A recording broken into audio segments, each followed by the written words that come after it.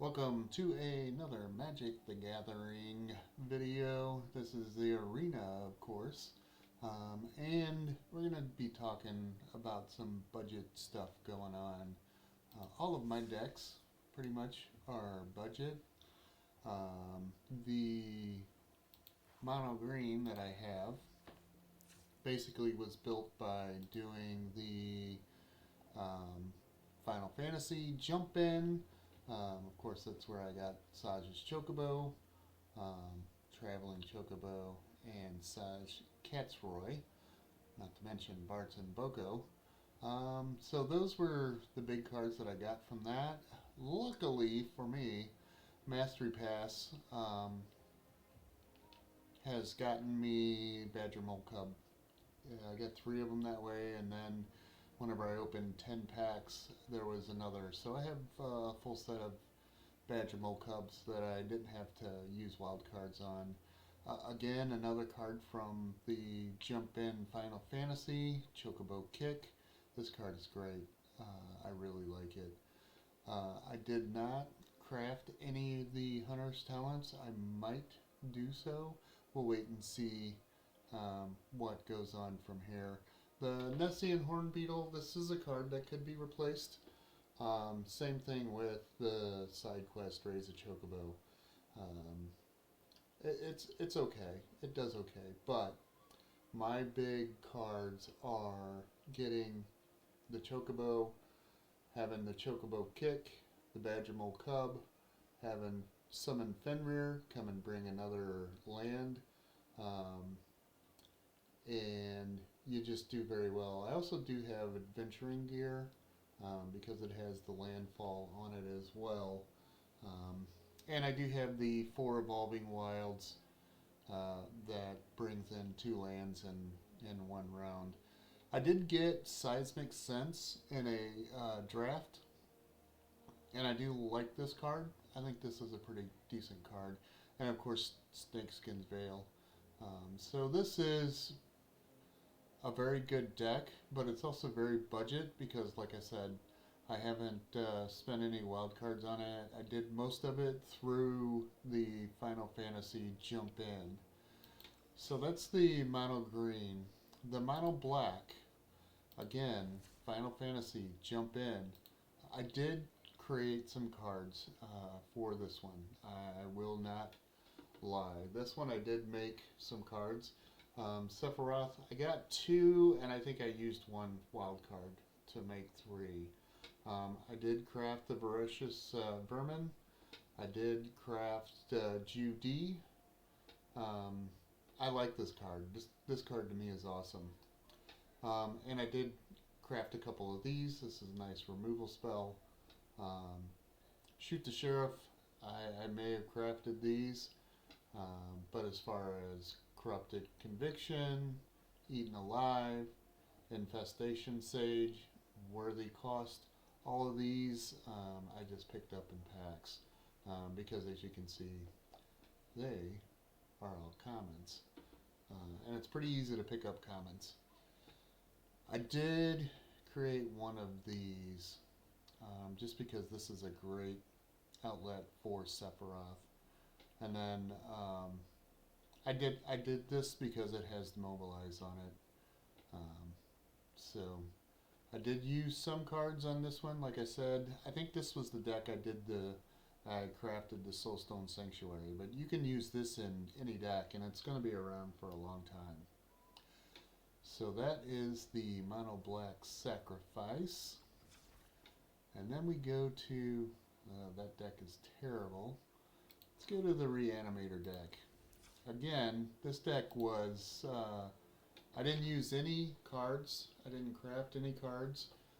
For this deck specifically, I had already done the Joo Dee and the Shoot the Sheriff. I have a couple stab, but I'm not a big fan of stab. It works for a little bit, and then it just doesn't work very often.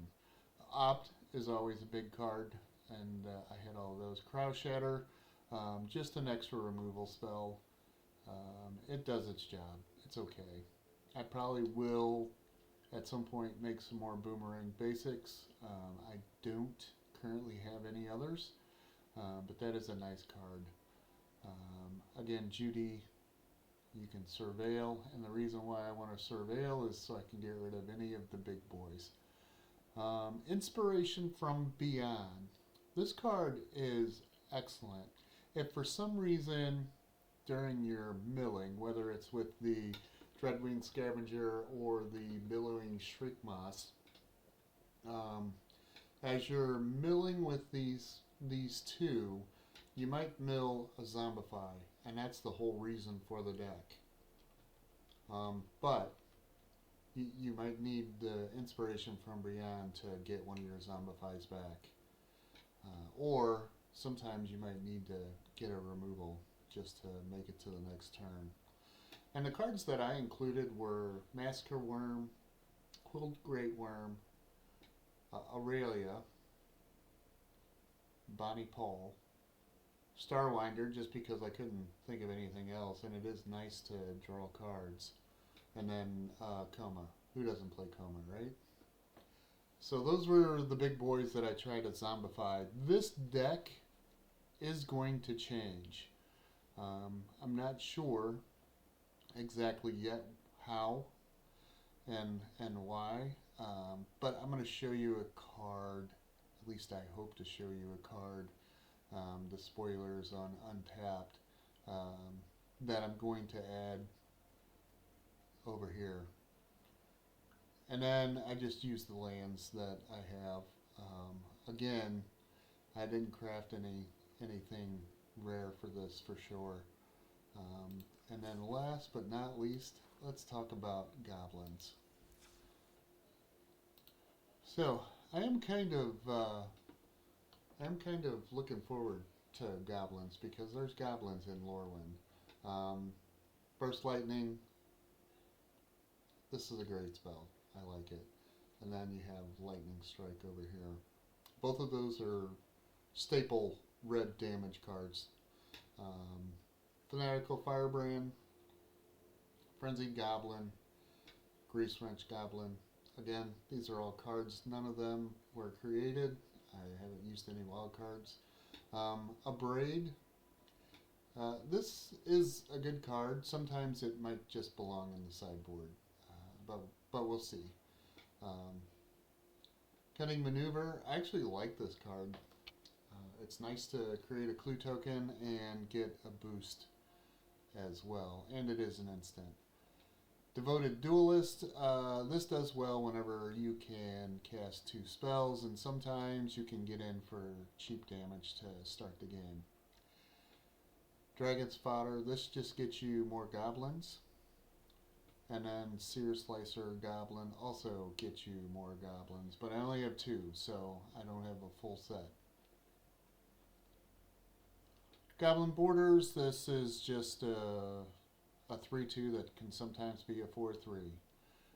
War Balloon. I actually like this card, but I only have 2, so I don't see it a ton. This will probably be something that gets, probably both of these will go away in the next set. Red Tiger Mechan, again, probably something that will go away. And I might craft another Krenko. I love having 4 or 5 goblins and then turning this sideways and having 10. So that is a very nice card. And then I just added the Fire Nation Palace because I had it. It's nice to have firebending, but you need cards that you can use, which would be like Lightning Strike, Burst Lightning, Turn Inside Out, Cunning Maneuver, because they're instants. And then just 19 regular basic lands. So that's the decks that I've been working on. Like I said, this has been completely budget. If you go into the store, you'll see I did buy the 2 basic 5 and 15 with this to get the gems and some extra cards. And then they haven't put it out here yet, but I'm assuming soon, probably within the next couple days, they're going to put out the pre-orders for Lorwyn. Then I just wanted to also hit up here. This is where I'm currently at. 26 common, 32 uncommon, 19 rare, 5 mythic. I will probably use them soon after Lorwyn gets going. I'm not going to have any of those tier 1 decks, but I am going to improve on the decks that I already have. And these decks can win games. This deck wins games for me. I have fun with it. And that's one of the more important things, is definitely having fun. And same with the goblins. I like the goblin deck. And then who doesn't like putting out some big boys? That could be very fun. So now I'm going to show you some cards. We'll start with goblins that may assist me in that. So let's go and switch on over to the Untapped. And with Untapped, let's go back there. So this is the biggest one, the Hexing Squelcher. This is a goblin sorcerer, and this spell can't be countered. It's ward pay 2 life. This just came out yesterday. And then it also gives you spells you control can't be countered, and other creatures you control have ward pay 2 life. So this card's going to be a great card for the goblin deck. And then let's go through these real quick. This is a spell I would think about getting. Just having the 4 damage to creature or planeswalker for 2 is pretty good rate. That's probably more of a sideboard card, but here's the Goblin Warlock that's going to give you a 2/2 and a 1/1. We do have some, and then there's Shapeshifters, the Changelings. They can come in as goblins as well. Where is the... Here it is, the Grub's Command. It's the Kindred Sorcery Goblin. It's black and red. And you have 4 things to choose to. It's nice to be able to destroy a target artifact or creature. Create a token that's a copy of a target goblin you control. And then also giving everybody +1/+1 in haste. And then milling 5 cards and put each goblin card milled this way into the hand. Those are all good things to be able to be doing. It is kind of pricey, so we'll see. And then if you go to black, it has the Champion of the Weird, another goblin. You have to behold the goblin and exile it, but it does come back once this thing dies. And then you can also pay 1 life, blight 2, target opponent blights 2. Here's another Kindred Sorcery. This is black and red. Oh, that's the same one. I was just looking at the alternative art. And I'm sure there will be more that comes out. And then we will have the land. Let's see. We have the Blood Crypt that will be out, so we'll have better mana. So that's something to think about for the goblin stack, is going black and red. You have a few different removal items that you can add, and also a good sideboard pieces that you can add from black to boost the Goblins deck. Alright, so let's look at white. So, doing a quick scan to see if I see where it's at. This bad boy. Alright, who doesn't want to zombify the Curious Colossus? I do. I know I do. And you only need one. So yeah, you're spending a mythic to get this if you don't. But throw this into your Zombify deck, and when this creature enters, not whenever it's cast, each creature target opponent controls loses all abilities, becomes a coward in addition to its others, and has base power and toughness 1. So, I forget, but I want to make sure. Let's see, real quick.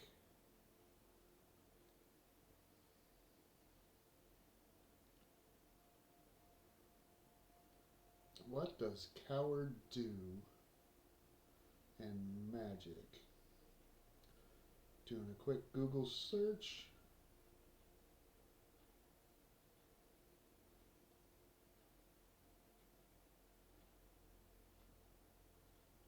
And it makes creatures unable to block warriors. So they'll be able to block everybody except for this, I believe. Let me look back into that deck. Reanimator. Edit deck.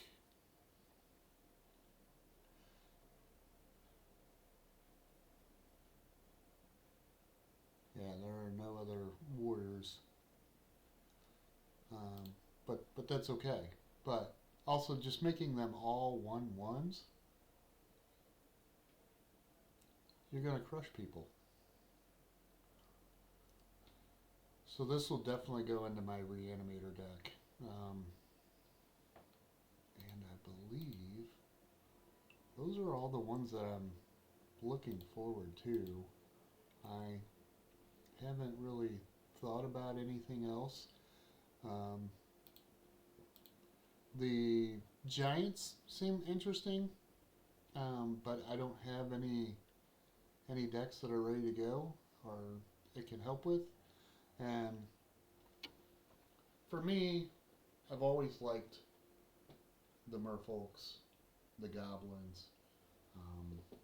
I like Kindred decks, but again, I haven't really put any time into getting Merfolk.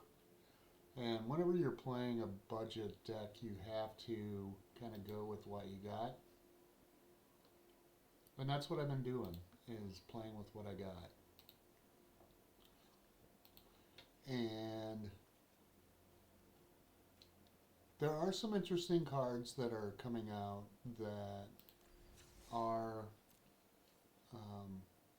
it goes by how many colors you have. So, yeah, that's something you might want to look into as well.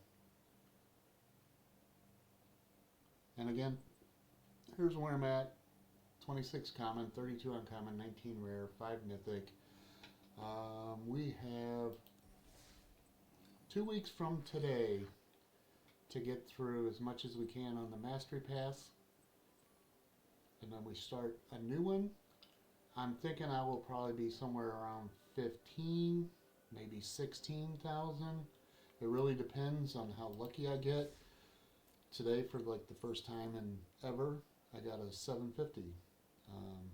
So I got another 500, but I changed it and I got a 750. Finally, it's probably been 3 or 4 days since I've had a 750. And I just go ahead and play through it. I try to win. Some things I'm definitely going to be doing in the next couple days, weeks, you know, leading up to Year-Lorwyn. Definitely going to make sure that I get my 15 wins.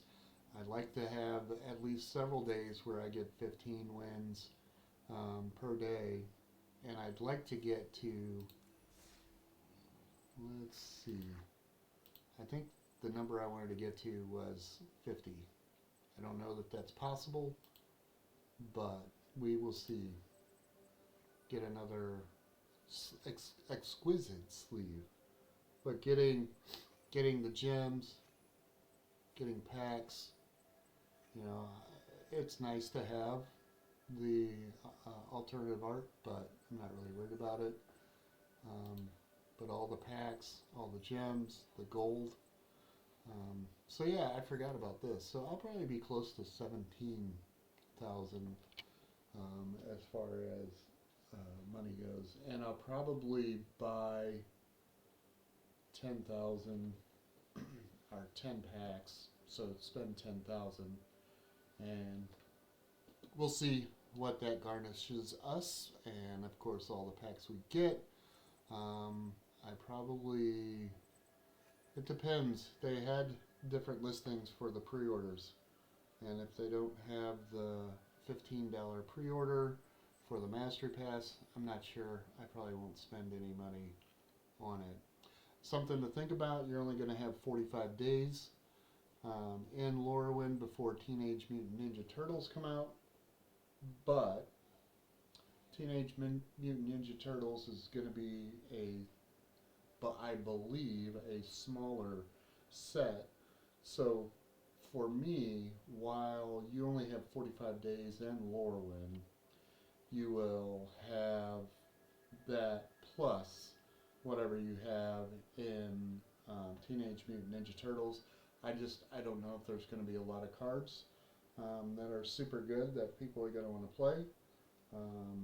We'll have to wait and see. But yeah, I'm thinking 17,000 before Year-Lorwyn, 45,000, about 1,000 a day while Year-Lorwyn is. So that's 62,000 gems right there, or not gems, but gold right there that you can spend on cards and getting what you need to get, so you can have better decks. And we're going to improve our decks that we have first, and then we will see what else we get and see where to build from there. I hope this wasn't too much jibber jabber for you. I hope you enjoy my decks that I've created. Like I said, I did spend wild cards on the Mono Black Sacrifice, but I have not in Reanimator, Goblins, or the green. I did spend gold to get Jump In. I did spend some Firebending gold to get Avatar for a mono red deck, but it just didn't work very well. I don't feel like I had enough cards to take advantage of the Firebend. But coming up in Year-Lorwyn, we have lots of Flash. So we'll have to make sure we have plenty of Instants and Flash, and we'll see about doing Firebend stuff. And as far as I can think, they're going to keep the Final Fantasy Jump In. They'll probably keep the Avatar Jump In because both of those sets were fairly popular. People like those cards, and I would do some of those for sure, just to be getting Final Fantasy cards. I did get, like I said, a Sephiroth, or two Sephiroth from doing that, and then I did get most of the mono green landfall deck from that as well.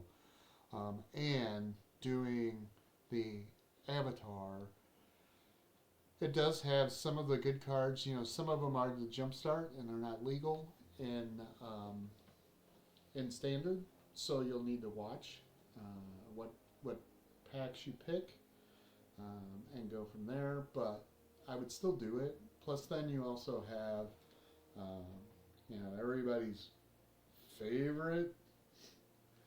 You'll be able to make brawl decks because all cards can go into there. I'm not a big brawl man. I'm not a big commander person. I'd rather just play Standard. But it's there if you want it. And there are some good cards. But you also have options that you can get of good cards that are Standard legal.